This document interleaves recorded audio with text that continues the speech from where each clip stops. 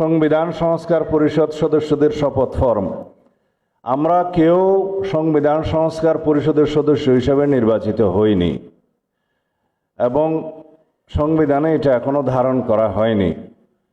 গণভোটের রায় অনুযায়ী সংবিধান সংস্কার পরিষদ গঠিত হলে সেটা সংবিধানে আগে ধারণ করতে হবে এবং সংবিধান সংস্কার পরিষদের সদস্যকে কে শপথ নেওয়াবেন সেটা বিধান করতে হবে এবং কোন এরকম ফর্ম এটা সংবিধানে নেই।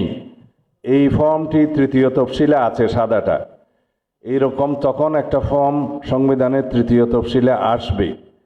সেগুলো সাংবিধানিকভাবে জাতীয় সংসদে গৃহীত হওয়ার পরে তখন জাতীয় সংবিধান সংস্কার পরিষদের সদস্যদের শপথ নেয়ার বিধান করা যাবে। বিধায় আমরা এখন সাংবিধানিকভাবে এই পর্যন্ত আমরা এসেছি, আমরা সংবিধান মেনে এই পর্যন্ত চলছি এবং আশা করি সামনের দিনেও চলব।